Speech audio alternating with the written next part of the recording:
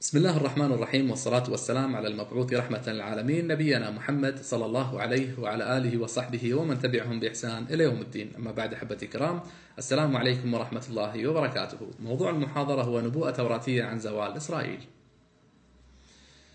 الغيب نوعان: الغيب الأول هو الغيب الذي يعلمه الله عز وجل ولا يعلمه أحد سواه.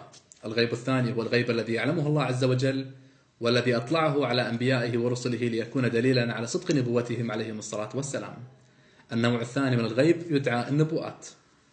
اليهود عندما كانوا في يثرب قبل بعثة محمد صلى الله عليه وسلم كانوا يقولون الأوس والخزرج: لقد أطل علينا زمن نبي، وما وجدنا في يثرب إلا انتظارا لهذا النبي، فإن ظهر سوف نقتلكم كلكم. وبالفعل بعث محمد صلى الله عليه وسلم بالحقبة التي كان اليهود يهددون بها الأوس والخزرج. ما الذي يعلمهم بذلك؟ ما الذي يعلمهم بأن زمنهم هو زمن النبي؟ إنها النبوءات، فكتبهم مليئة بالنبوءات. من ضمن هذه النبوءات نبوءة تتكلم عن زوال إسرائيل. تقول النبوءة مفادها أن في آخر الزمان سوف يجتمع اليهود في الأرض المباركة، وسوف يعيشون 76 سنة ثم يصيبهم الهلاك. 76 سنة قمرية، فاليهود يعتمدون على الشهور القمرية للحسابات الرقمية، فلكي نحولها إلى سنة شمسية يجب أن نعرف طريقة اليهود في الحساب الرقمي. اليهود يضيفون كل 3 سنوات شهرا كاملا لتتساوى السنة العبرية مع السنة الشمسية، فلكي نحول 76 سنة قمرية إلى السنوات الشمسية سيظهر مع الناتج إلى 74 سنة، 74 سنة شمسية. نحن نرى الآن اليهود في الأرض المباركة، وتم الإعلان عن قيام دولة إسرائيل عام 1948 ميلادي. عندما نحول 1948 ميلادي إلى السنوات القمرية أي بالهجري سيكون ناتج 1367 هجري.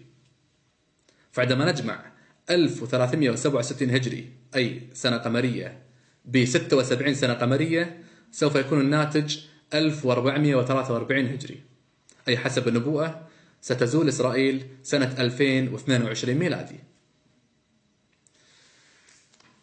فحولنا السنوات إلى القمرية، فاستخلصنا بأن زوال إسرائيل سوف يكون عام 1443 هجري أي 2022 ميلادي.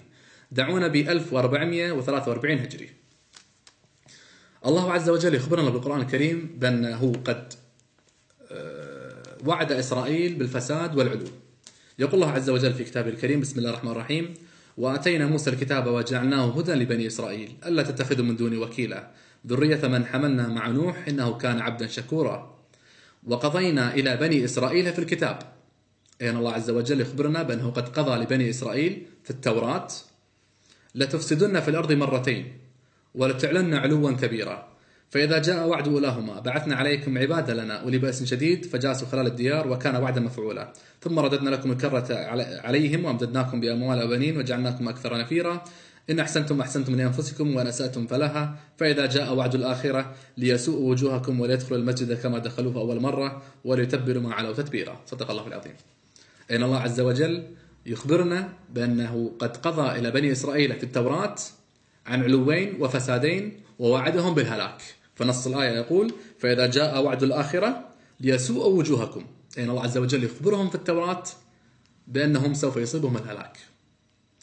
عندما نرى النبوءة في القرآن من عند وآتينا موسى الكتاب إلى آخر الصورة فإذا جاء وعد الآخرة جئنا بكم لفيفا، مجموع كلمات هذه الصورة أو هذه النبوءة 1443 كلمة. هل هذه صدفة أم إعجاز رقمي أم تأكيد لنبوءة التوراة؟ الله أعلم. لكن تقول التوراة حسب السنين القمرية التي حسبناها بأن 1443 هجري سوف يصيبهم الهلاك أي بسنة 2022 ميلادي.